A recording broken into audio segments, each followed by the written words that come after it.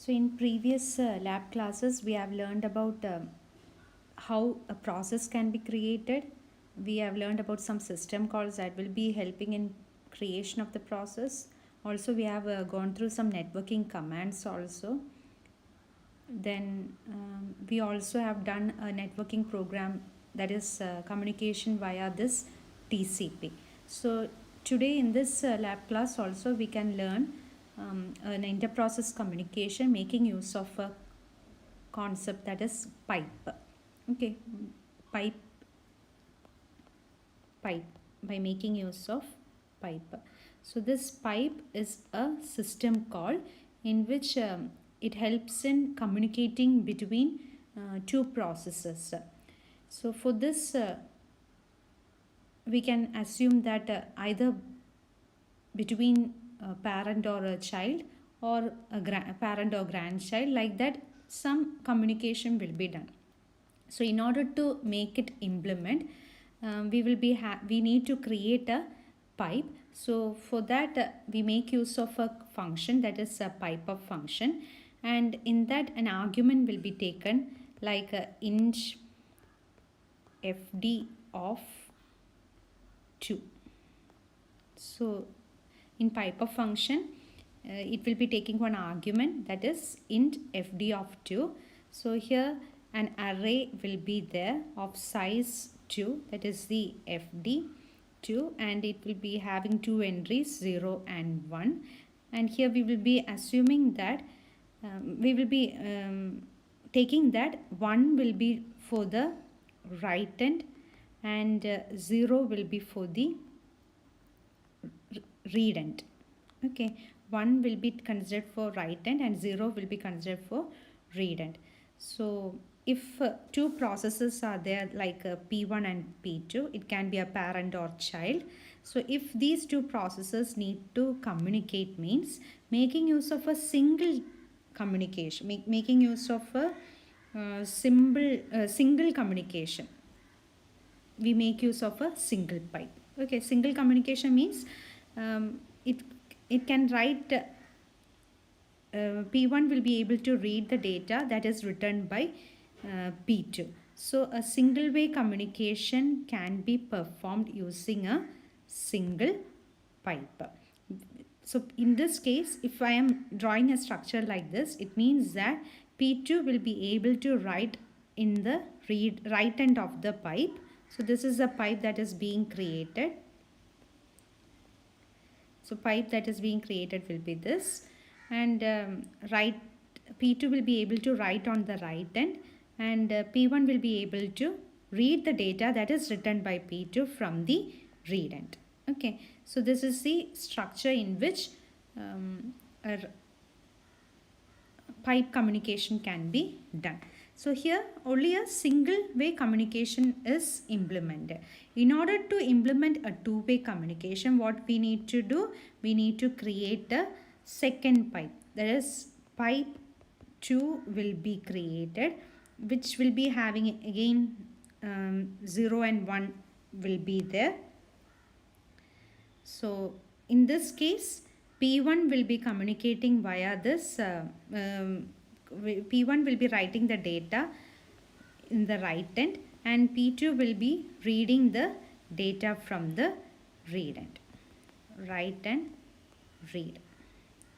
Okay, so the two pipes are required in order to communicate between the two processes. So in order to perform two-way communication, we need two pipes. If a single way communication alone is required, means a single pipe is required. So in order to implement all these things, we make use of the functions like read and write functions also we will be making use of, so that read as well as write operations can be performed. So the arguments, that is in case of read function, you will be having three arguments.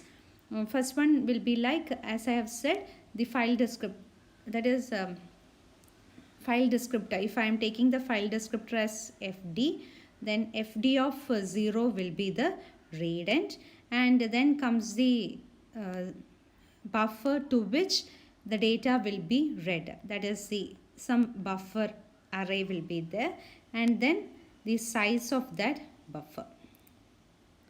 Okay, so this is the buffer to which a data that is read from the pipe, that is read via this readend, will be stored. And this buff, if it is given for display using the printf statement, if it is given for display, this buff, then it will be displayed on the screen. Similarly, for write also, you are having 3 arguments, and in that case you will be making use of the file descriptor fd of 1. As I have said, fd of 1 will be used as the write end, and fd of 1 comma buffer, that is from this buffer the data will be written to the pipe, and it will be having a size also, size. Okay, so any process, if it is accessing the write end, then it will be making use of write function. So before that, it need to get the value from the buffer. That is, you need to store some value to the buffer.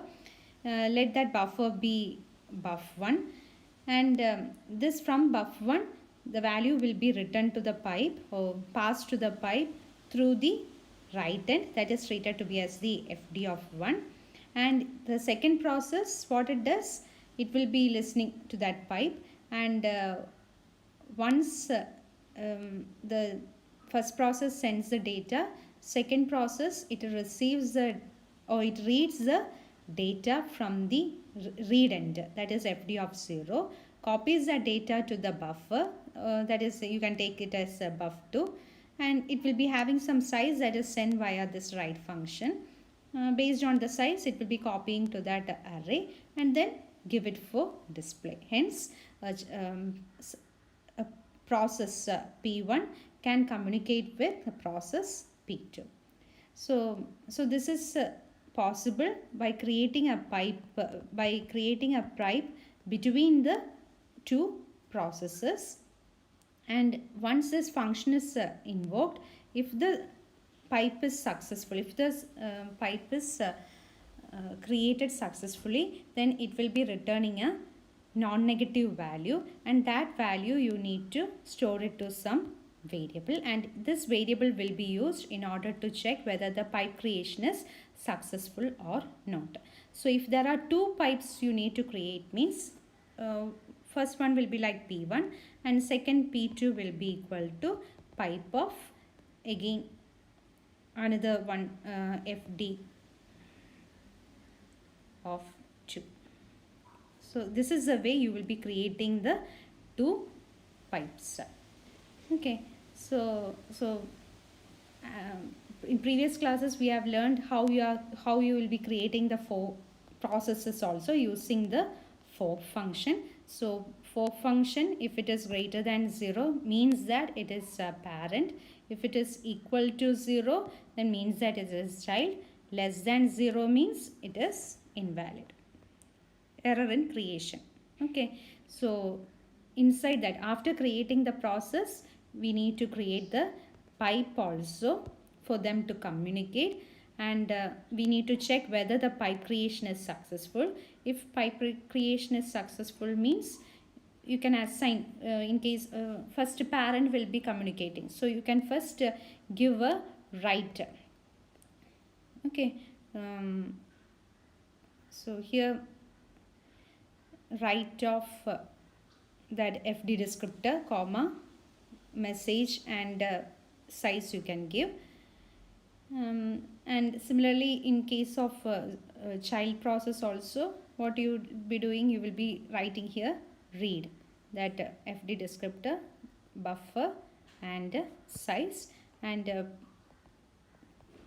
tell that process to print the element onto the screen. So this is the way you need to write the program. So we can see the program also now.